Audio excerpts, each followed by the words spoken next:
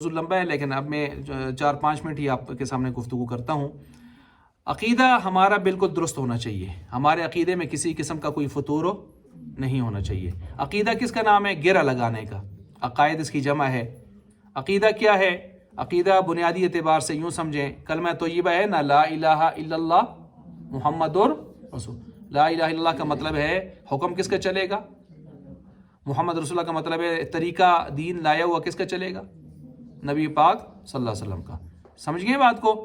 اچھا، اس کو یوں کہہ سکتے ہیں، اہل السنت والجماعت کا جو نظریہ ہے وہ یہ ہے کہ حکم اللہ کا چلے گا، طریقہ نبی کا چلے گا، نقش قدم صحابہ کا چلے گا، نقش قدم صحابہ کا، اور طرز فکر جمہور اکابر کی چلے گی۔ اور اگر آپ اس کو آگے پھیلائیں تو پھر یہ 3 بڑے عقیدے بن جاتے ہیں: اللہ پر ایمان، رسالت پر ایمان، اور آخرت پر ایمان۔ اگر اس کو تھوڑا اور آگے لے جائیں تو آمنت باللہ و ملائکتہ و کتبہ و رسولہ والیوم الآخر، کتنے ایمانیات بن جاتے ہیں؟ 7۔ اللہ پر ایمان، فرشتوں پر ایمان، کتابوں پر ایمان، نبیوں پر ایمان، رسولوں پر، آخرت پر ایمان، تقدیر اچھی بری کس کی طرف سے ہوتی ہے؟ اس پر ایمان، اور موت کے بعد اٹھائے جانے پر، حساب کتاب پر ایمان۔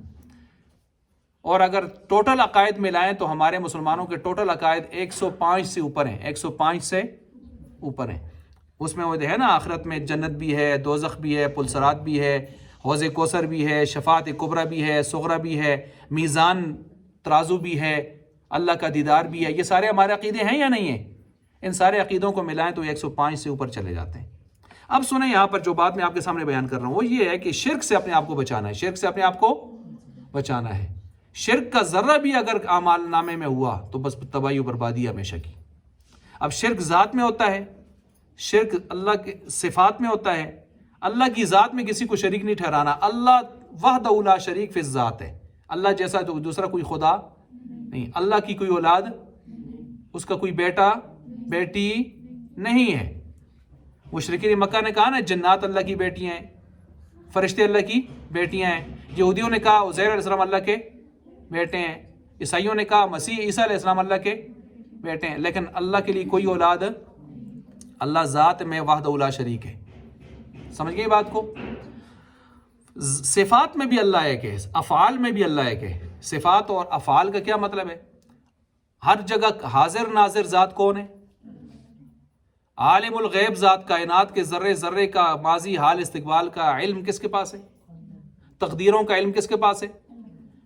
قیامت کا علم کس کے پاس ہے؟ انسان کے کل کیا کمائے گا، اچھائی برائی کس کے پاس ہے علم؟ کہاں مرے گا، کب مرے گا کس کے پاس ہے؟ بارش کب برسے گی، کتنے مقدار میں برسے گی، قطرے کہاں کہاں آئیں گے، کس کے پاس ہے علم؟ اللہ اکبر، ان اللہ عندہ علم الساعہ۔ اچھا، صفات کے تقاضوں میں بھی اللہ معبود حقیقی ہے، اللہ کے علاوہ کوئی معبود حقیقی۔ نماز کس کے لیے پڑھنی ہے؟ قل ان صلاتی و نسکی و محیای و مماتی للہ رب العالمین۔ روزہ کس کے لیے رکھنا ہے؟ قربانی کس کے لیے کرنی ہے؟ حج کس کے لیے؟ عمرہ کس کے لیے؟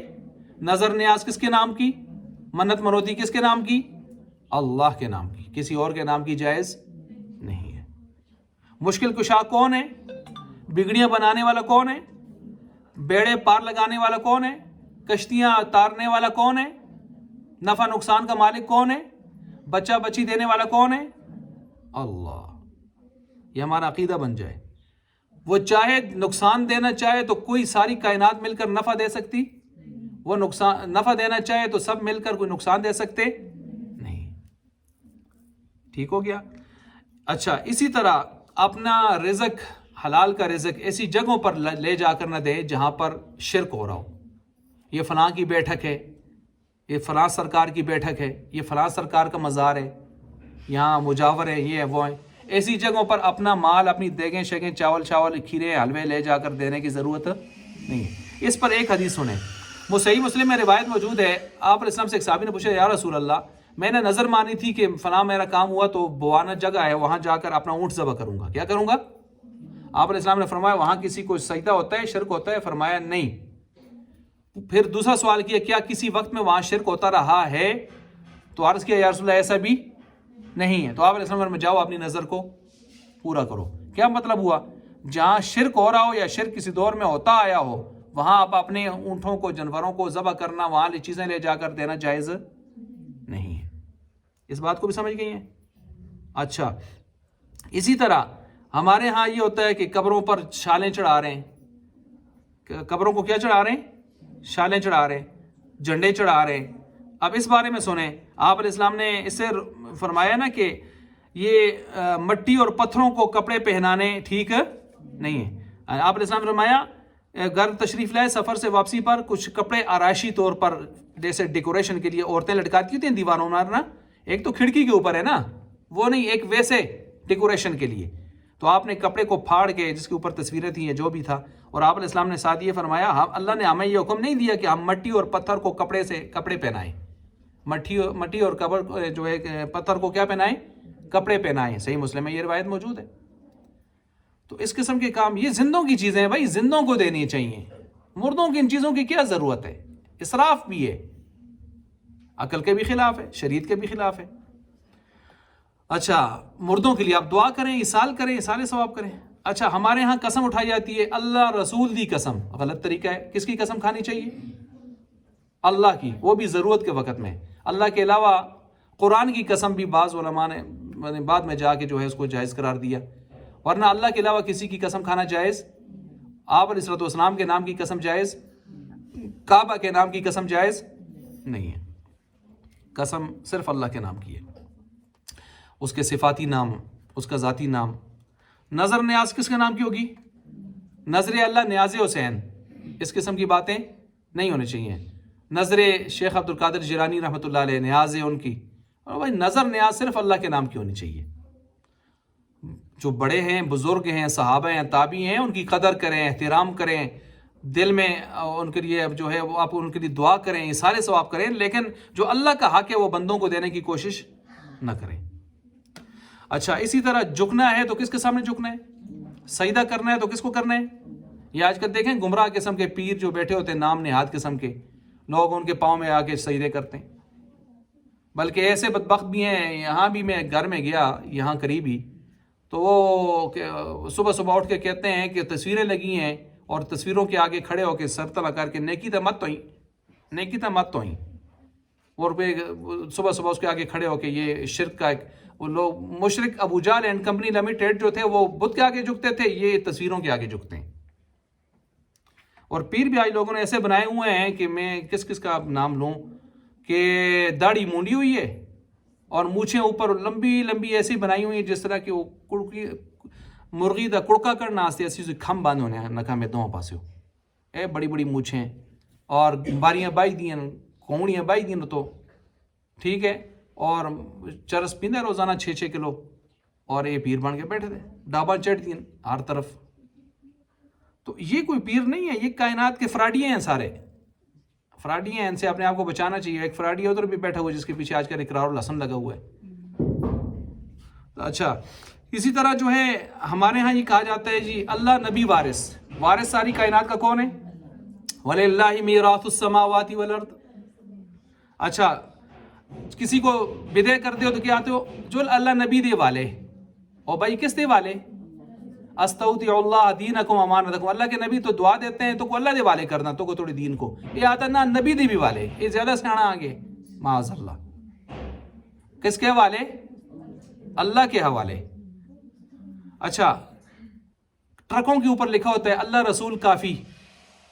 اللہ رسول کافی کون ہے ساری کائنات کو؟ کفا باللہ وکیلا, ساری کائنات کو کافی کون ہے؟ اللہ.